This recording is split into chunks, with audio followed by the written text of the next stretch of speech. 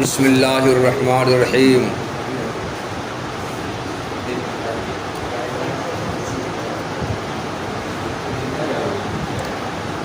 بچوں، آج میں یہ بتانے جا رہا ہوں کہ جب علم کلام تمام علوم میں اشرف علم ہے، اعلیٰ علم ہے، بہتر علم ہے، اور اس علم کے اتنے فضائل اور مناقب جب ہیں تو پھر علماء نے اس علم کے سیکھنے کی اتنی مذمت کیوں کی، اور اس علم کے سیکھنے والوں کے لیے اتنے برے الفاظ کیوں استعمال کیے۔ مثال کے طور پر امام غزالی رحمۃ اللہ علیہ نے ایک کتاب لکھی ہے المنقذ من الضلال، گمراہی سے بھاگنے کا راستہ، گمراہی سے نجات کا راستہ، یہ کتاب کا ترجمہ ہوا المنقذ من الضلال۔ اس کتاب میں امام غزالی رحمۃ اللہ علیہ نے یہ لکھا ہے کہ اگر ہم مداہنت نہ کریں تو میں یہ کہہ سکتا ہوں کہ علم کلام کے حاصل کرنے میں غلو کرنا، بہت زیادہ اس میں مشغول رہنا حرام ہے، حرام۔ تو علم کلام میں بہت محنت اور بہت غلو کرنے کو حرام قرار دیا، جبکہ اشرف علم ہے۔ اس سے علم کلام کی مذمت معلوم ہوئی۔ تو امام غزالی رحمۃ اللہ علیہ نے اس کی مذمت میں یہ جملہ کیوں کہا کہ علم کلام میں غلو کرنا حرام ہے۔ امام غزالی رحمۃ اللہ علیہ نے ایک کتاب اور لکھی ہے التفرقۃ بین الایمان والزندقہ۔ اس کتاب میں انہوں نے لکھا ہے کہ علم کلام کے مسائل کے اس بات میں جو دلائل دیے گئے ہیں وہ دلائل مفید یقین نہیں ہیں، مفید ظن تو ہو سکتے ہیں مگر مفید یقین نہیں۔ ان دلائل کے ذریعے جو کچھ سمجھایا گیا ہے اس کا یقین نہیں ہو سکتا ہے، ظن ہو سکتا ہے۔ تو اس طرح سے علم کلام کو نیچا دکھانے کی کوشش کی، علم کلام کو کمتر دکھانے کی کوشش کی۔ تو امام غزالی رحمۃ اللہ علیہ نے علم کلام کی مذمت میں ایک جگہ یہ کہا کہ علم کلام کے دلائل مفید یقین نہیں ہے، مفید ظن ہے۔ علم کلام کو نیچا دکھلایا، اور دوسرے کہا علم کلام میں غلو کرنا حرام ہے۔ علم کلام کو بہت نیچے کر کے انہوں نے پیش کیا۔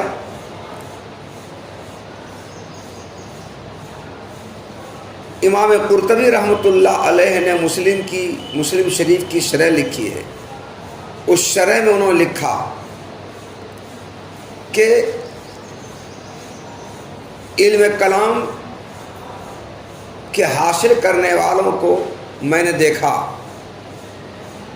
اس میں عمریں صرف کر دینے کے بعد، عمریں خرچ کر دینے کے بعد انہیں علم کلام میں مایوسی ہاتھ لگی اور افسوس کے علاوہ اور ان کو کچھ نہیں ملا۔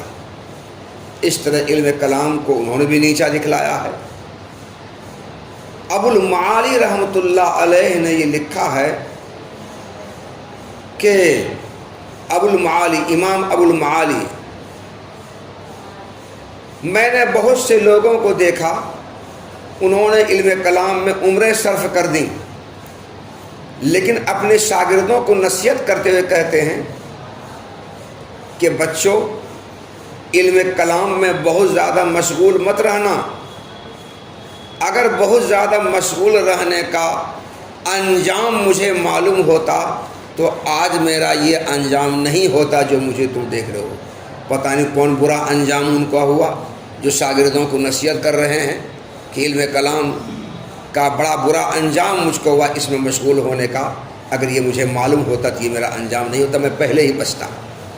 تو اپنے شاگردوں کو نصیحت کرتے ہیں کہ علم کلام میں بہت زیادہ مشغلہ مت رکھنا، بہت زیادہ مشغول مت ہونا۔ فاضل شہرستانی رحمۃ اللہ علیہ نے ایک کتاب لکھی ہے نہایت الاقدام۔ انہوں نے اس میں لکھا ہے کہ میں بہت سے شہروں میں گھوما، بہت سے مقامات کو گھوم گھوم کر دیکھا، اور بہت سے لوگوں کو دیکھا جو علم کلام کے حصول میں مشغول رہتے ہیں، مگر جس کو دیکھا جہاں پایا محو حیرت پایا اور افسوس کرتے ہوئے پایا، جس کو بھی دیکھا اور شرمندہ شخص کی طرح دانت کریدتے ہوئے پایا، اور جہاں پایا میں نے افسوس کرتے ہوئے پایا اور لوگوں کو حیرانی کا اظہار کرتے ہوئے پایا۔ تو بہت سے مقامات پر گھوما، بہت سی جگہوں پر دیکھا، جو لوگ علم کلام بہت مشغول ہیں ان کو شرمندہ دیکھا کیا ہم حاصل کر رہے ہیں، اور افسوس کرتے ہوئے دیکھا۔ اس لیے بچوں، یہ جو دین ہے یہ بوڑھی عورت کی طرح یہ دین ہے، اور بوڑھی عورت میں کوئی حسن و جمال نہیں ہوتا ہے، بوڑھی عورت میں کوئی چمک دمک نہیں ہوتی ہے، اور بوڑھی عورت میں کوئی خوشنمائی نہیں ہوتی ہے۔ یہ دین بوڑھی عورت کی طرح ہے جس دین میں کوئی چمک دمک رنگ و روغن نہیں ہے، اور اس دین میں کوئی حسن و جمال نہیں ہے۔ تو بوڑھی عورت جیسا یہ دین، اسی کو اختیار کیے رہنا، اسی میں پڑے رہنا، اور علم کلام کو حاصل مت کرنا۔ تو اس طرح فاضل شہرستانی نے، امام ابو المعالی نے، امام قرطبی نے، امام غزالی رحمۃ اللہ علیہ نے اپنی اپنی تحریروں میں علم کلام کی مذمت کی ہے، اس کی نندا کی ہے، اس کو نیچے دکھلایا ہے۔ تو اگر یہ علم کلام اتنا ہی افضل اور اشرف علم ہے جیسا کہ شارح رحمۃ اللہ علیہ نے کہا ہے، تو پھر لوگوں نے اس علم کلام کی مذمت میں یہ جملے، یہ الفاظ کیوں کہے؟ سوال ہے یہ۔ اور علم کلام کی اتنی مذمت کیوں کی؟ ان کی مذمت کا کیا مطلب ہے؟ تو اس کا جواب آپ سمجھیے کہ علم کلام کی دو شاخیں ہیں، علم کلام کے دو حصے ہیں، ایک حصہ عقلی ہے، دوسرا حصہ نقلی ہے۔ علم کلام کی دو شاخیں ہیں، ایک شاخ عقلی ہے، دوسری شاخ نقلی ہے۔ علم کلام کا جو عقلی والا حصہ ہے وہ فلاسفہ اور دیگر مذاہب کے مقابلے میں ایجاد ہوا تھا، عقلی والا حصہ۔ تو پہلی شاخ علم کلام کی جو عقلی شاخ ہے وہ فلاسفہ اور فلاسفہ کی طرح دیگر مذاہب کے مقابلے میں یہ شاخ ایجاد ہوئی تھی۔ اس شاخ کو ایجاد کیا تھا، اور علم کلام کے عقلی شاخ کے موجب معتزلہ ہیں، معتزلہ میں جاہز ہیں، نظام معتزلی ہے، ابو مسلم اصفہانی ہیں۔ تو یہ حضرات ہیں، جاہز ہیں، نظام معتزلی ہے، ابو مسلم اصفہانی ہیں۔ یہ حضرات معتزلی ہیں، انہوں نے علم کلام عقلی کی بنیاد ڈالی۔ علم کلام عقلی کے شاخ کے موجب یہی ہے، اور علم کلام عقلی کس کے مقابلے میں ایجاد ہوا تھا؟ فلاسفہ اور دیگر مذاہب کے مقابلے میں۔ اور یہ جو علم کلام عقلی تھا یہ فلسفیانہ اصول پر مرتب کیا گیا تھا۔ کس پر؟ فلسفیانہ اصول پر مرتب کیا گیا تھا، جو فلسفیانہ اصول اسلامی شریعت کے مخالف تھے، اسلامی شریعت کے مخالف تھے، قواعد شریعت کے مخالف تھے۔ اور علم کلام کی جو نقلی شاخ ہے وہ معتزلہ، جبریہ، قدریہ کے مقابلے میں یہ شاخ ایجاد ہوئی تھی۔ علم کلام کا جو نقلی والا حصہ ہے یہ حصہ معتزلہ، قدریہ، جبریہ کے مقابلے میں اس کا ایجاد ہوا تھا، اور اس کے موجب، نقلی کے موجب ابوالحسن عشری رحمۃ اللہ علیہ ہیں۔ ابوالحسن عشری رحمۃ اللہ علیہ کی پیدائش 230 ہجری میں اور وفات 330 ہجری میں ہوئی ہے۔ 260 ہجری میں پیدائش ہوئی اور 330 ہجری میں وفات ہوئی۔ کل 60 سال عمر پائی انہوں نے، 60 سال ابوالحسن عشری رحمۃ اللہ علیہ۔ تو علم کلام نقلی کے موجد ابوالحسن عشری رحمۃ اللہ علیہ ہیں، اور علم کلام عقلی کے موجد معتزلہ ہیں، اور مذہب اعتزال کے بانی واصل ابن عطا ہیں۔ کون ہیں؟ جو حسن بصری رحمۃ اللہ علیہ کے شاگرد رہے ہیں۔ حسن بصری رحمۃ اللہ علیہ کی پیدائش 21 ہجری میں ہوئی ہے، وفات 110 ہجری میں ہوئی ہے۔ تو اس طرح سے علم کلام کی 2 شاخیں ہیں، ایک شاخ عقلی ہے، دوسری شاخ نقلی ہے۔ علم کلام عقلی جو شاخ ہے یہ فلسفیانہ اصول پر مرتب کیا گیا تھا، جو اسلامی شریعت کے اور اسلامی عقائد کے سراسر خلاف ہے، مخالف ہے۔ تو ان علماء نے، چاہے امام قرطبی ہو، امام ابو المعالی ہوں، فاضل شہرستانی ہوں یا امام غزالی ہوں، ان حضرات نے علم کلام کی جو مذمت کی ہے، ان کی مذمت کا تعلق علم کلام کی پہلی شاخ سے کسے ہے؟ یعنی علم کلام عقلی سے مذمت، ان کی مذمت کا تعلق علم کلام عقلی سے ہے۔ تو مذمت کا تعلق انہی کے ساتھ خاص ہے، علم کلام نقلی کی مذمت انہوں نے نہیں کی ہے۔ اسی کی مذمت میں یہ سارے جملے اور الفاظ کہے ہیں، اس کی مذمت نہیں کہے ہیں۔ اور اس کی مذمت میں کیوں؟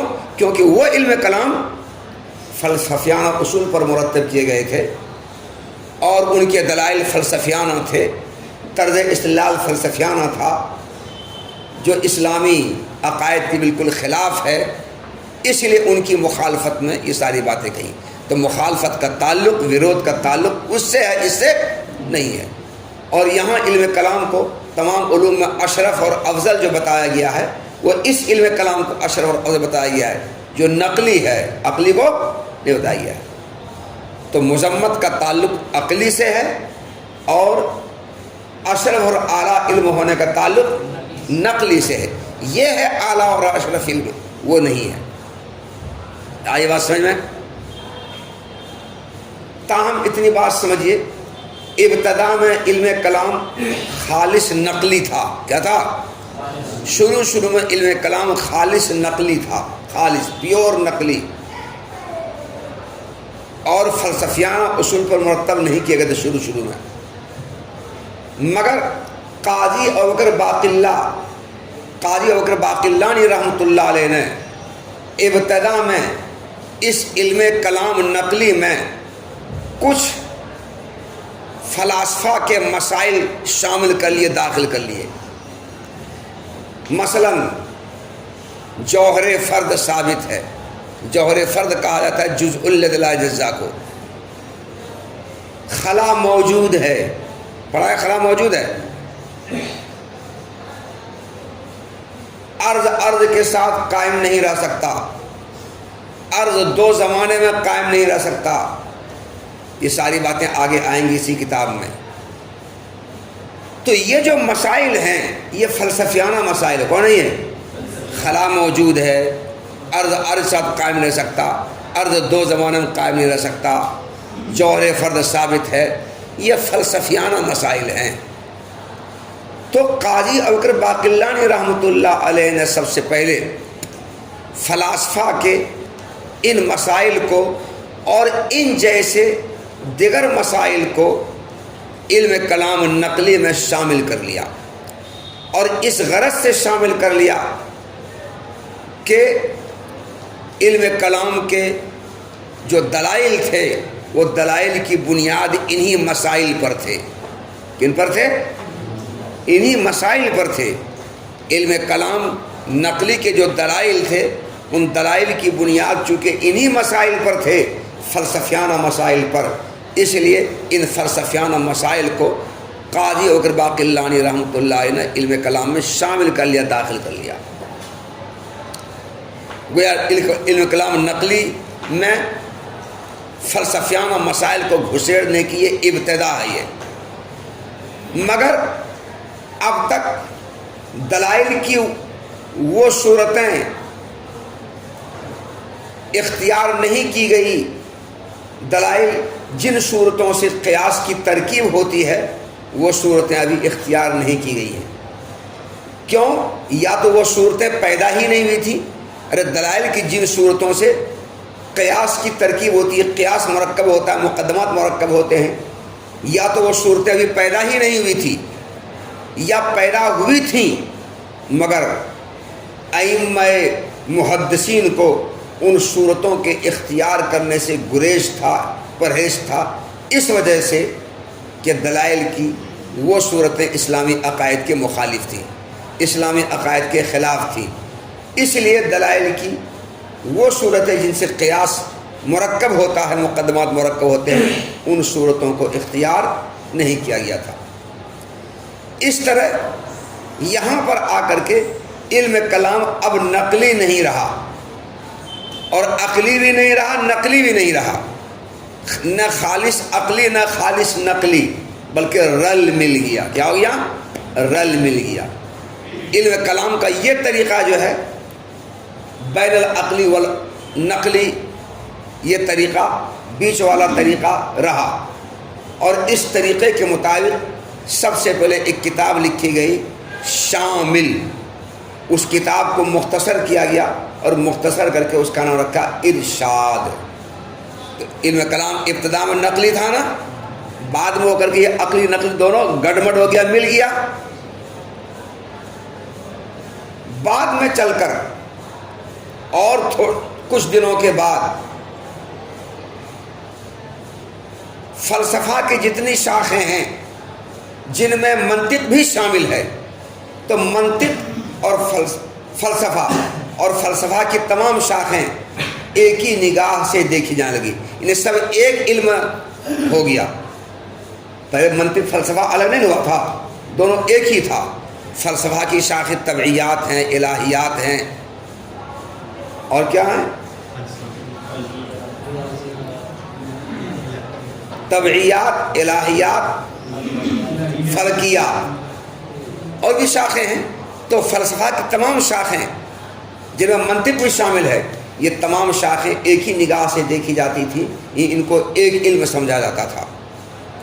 لیکن جب منطق کے پڑھنے پڑھانے، تعلیم و تعلم کا رواج چلا تو متکلمین نے دیکھا کہ ارے یہ تو منطق تو فلسفہ سے الگ علم ہے، اور علم منطق دلائل کی صحت اور فساد کے معلوم کرنے کا صرف معیار اور ذریعہ ہے۔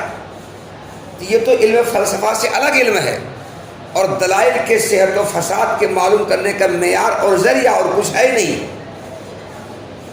انہوں نے منطق کو فلسفہ سے الگ کر دیا، یہ الگ علم ہے۔ اس کے بعد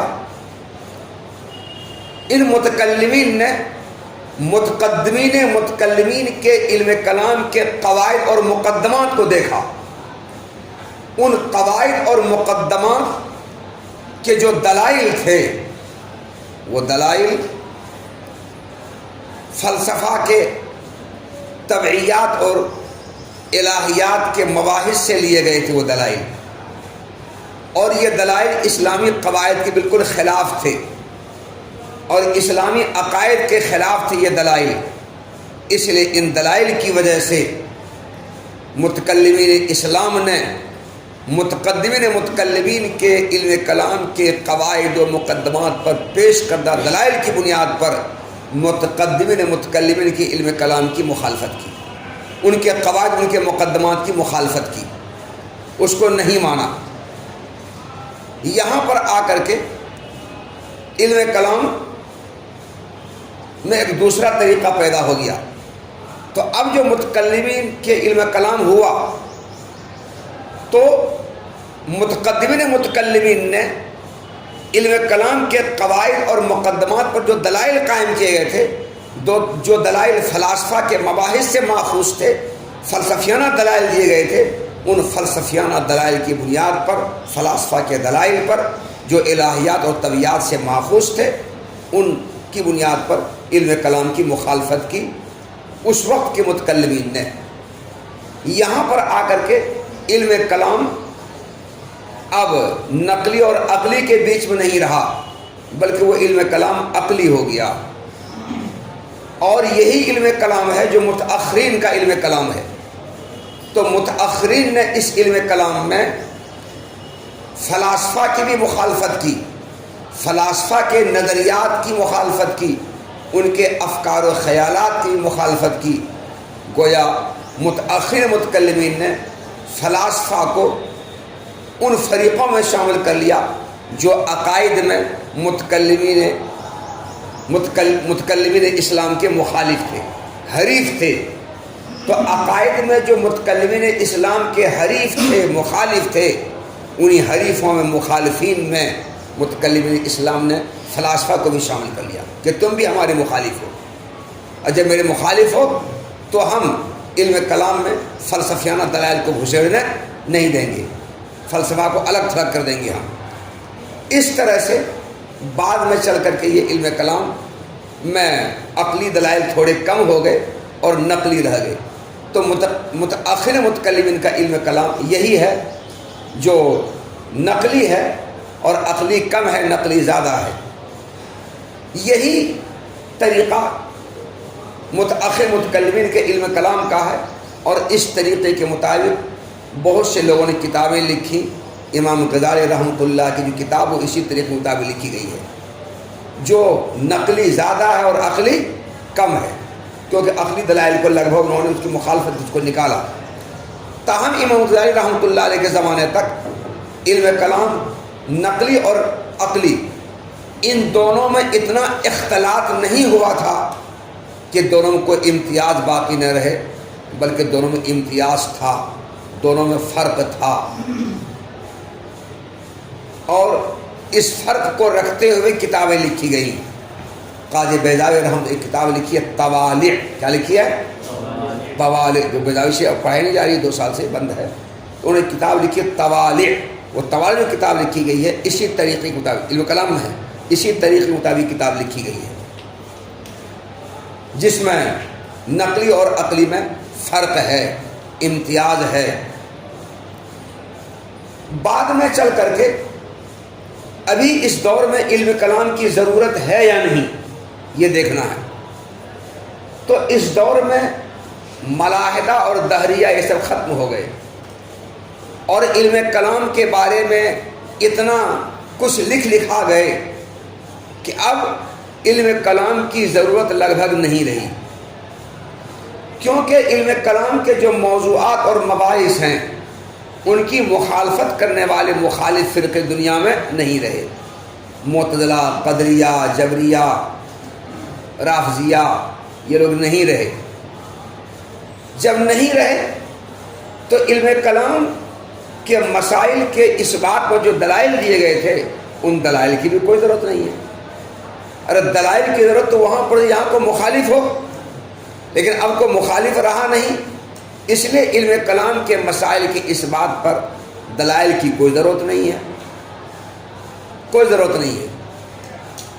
مخالف ہو تب تو، کوئی رد و قدع کرنے والا ہو تب تو، کوئی جھگڑنے والا ہو تب تو، کوئی ماننے والا ہو تب تو علم کلام کے مسائل کی اثبات پر دلائل پیش کریں گے۔ مگر چونکہ اب سامنے کوئی مخالف نہیں ہے، سب ختم ہو گئے، ناپید ہو گئے، اس لیے اب نہ ان دلائل کی ضرورت ہے، نہ علم کلام کے پڑھنے پڑھانے کی ضرورت ہے، نہ اس بارے میں بحث مباحثہ کرنے کی ضرورت ہے۔ اب تو اللہ تعالیٰ کا، ان کی ذات، ان کی صفات کا تمام عیوب و نقائص سے پاک ہونا یہ اتنا امر مسلم ہو گیا ہے اور اتنا ثابت کر دیا گیا ہے کہ اب مزید اس کو ثابت کرنے کی ضرورت نہیں ہے۔ جنید بغدادی رحمۃ اللہ علیہ متکلمین کی ایک جماعت کے پاس سے گزرے، دیکھا یہ لوگ اللہ تعالیٰ کو یہ نقائص سے پاک صاف کرنے میں لگے ہوئے ہیں، انہیں بحث کرنے میں لگے ہوئے ہیں۔ جنید بغدادی رحمۃ اللہ پوچھا کہ یہ لوگ کیا کر رہے ہیں؟